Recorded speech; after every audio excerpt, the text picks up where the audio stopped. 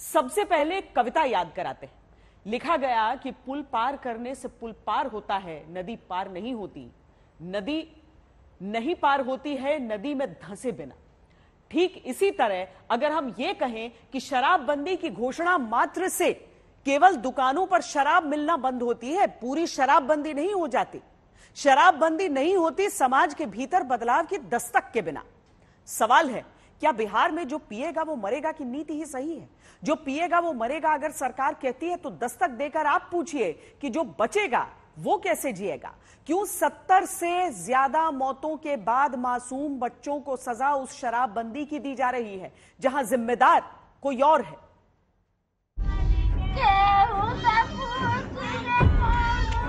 शराबबंदी वाले बिहार में जहरीली शराब पीने से पति की जान गई, पत्नी विधवा हुई, बच्चे अनाथ हुए, तो मुजरिम कौन?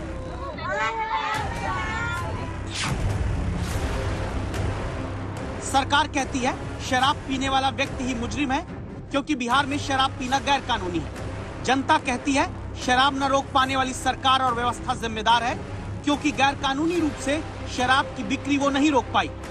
इसी बहस में किनारे छोड़ दिए गए ये परिवार है जिन्हें मुआवजा देने के नाम पर नीतीश कुमार की सरकार ने पल्ला झाड़ा।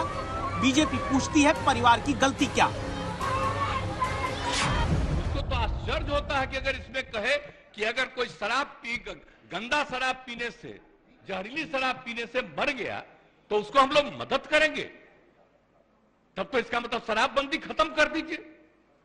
शराब पीने वाले को मदद किया जाता है। अरे शराब गंदा पिया, पता चल गया ना कि तुम पीते हो और कभी तुमको जहरीली मिल जाएगा तो मर ही जाओगे, यही तो बात है। अब दूसरी ओर आप करें कि मुआवजा नहीं देंगे, क्यों नहीं देंगे मुआवजा? जब आपकी ही जो एक्साइज एक्ट है, यानी बिहार सरकार का प्रोहिबिशन एक्साइज एक्ट 2016 की धारा 42 ये कहती है कि मरने वाले को 4 लाख का मुआवजा दिया जाए। आपने गोपालगंज में दिया तो सारण में क्यों नहीं देंगे आप? और जिस प्रकार की संवेदनहीनता दिखा रहे हैं मुख्यमंत्री, कह रहे हैं कि पीने वाला जो पिएगा वो मरेगा, ये क्या बयान है? इस बहस में शराब जहरीली पीकर जान गंवाने वाला व्यक्ति तो तस्वीर में सिमट गया, पीछे खड़ा रह गया परिवार। अब दस्तक देती बात सीधी सी, अगर सरकार ने जिम्मेदार गैर कानूनी रूप से शराब पीने वाले को मान लिया तो क्या उसकी गलती की सजा परिवार भुगतेगा और सरकार मौन साथ लेगी?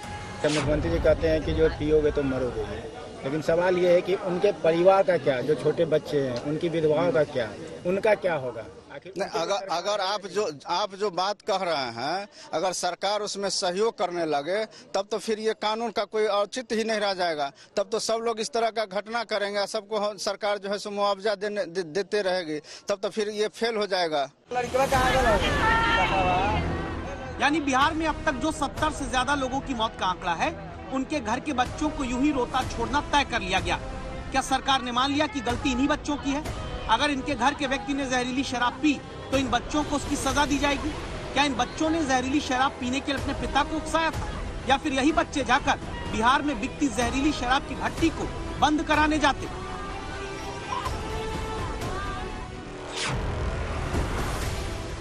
बिहार का शराबबंदी कानून ये जरूर कहता है कि किसी ने शराब पी तो उसे पहली बार में 5,000 तक जुर्माना देना होगा, 30 दिन जेल होगी, दूसरी बार पकड़े जाने पर 1 साल तक की जेल का प्रावधान है।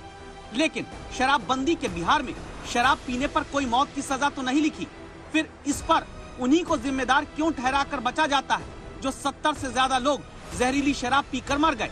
उनके घर वालों को मुआवजा देने के नाम पर हंसी ठिठोली करते हुए सरकार और सरकार के मंत्री, सत्ताधारी दल के नेता अजीबोगरीब तर्क क्यों देते हैं? एग्जाम्पल के लिए कोई बम बनाने लगे और विस्फोट हो जाए और उस विस्फोट के कारण किसी की मौत हो जाए, मौत किसी की भी दुखद है, यह बात सही है, लेकिन बम बनाने में विस्फोट के कारण अगर किसी की मौत होती है तो उसके लिए सरकार जिम्मेवार है। पुलिस अगर ये कार्रवाई करती तो इतने आदमियों को यहाँ 50 घर में मातम फैला हुआ है। अगर पुलिस छापामारी करती तो 50 घर लोग का दिया नहीं बुझ जाता। अगर दिया जलता आज के डेट में, प्रशासन ही सब कुछ कर रही है। प्रशासन के जेब में पैसा आ रहा है, अपने जेब रख कर और भर कर वो चले जा रही है। मुंह बंद करने वाला बंद कर दिया और दूसरे के घरों में मातम फैला दिया। अंतरात्मा के नाम पर बिहार में कई बार सत्ता के लिए उलट पलट कर चुके लोगों से सीधा सा सवाल, देश में हेलमेट पहनकर न चलने पर भी जुर्माना होता है, लेकिन सड़क पर गड्ढे छोड़ने से हुए हादसे में मौत पर दोषी गड्ढे न भरने वाली व्यवस्था और सरकार होगी या सिर्फ हेलमेट न पहनकर चलने वाला व्यक्ति? जो पिएगा वो मरेगा। अगर यही भाषण अब बिहार में शासन है तो फिर इसका जवाब भी दे दीजिए कि जो पिलाने वाले को नहीं रोक पाएगा क्या वो जिम्मेदार नहीं होगा? छपरा से रोहित सिंह के साथ सुजीत कुमार झा, पटना आज तक।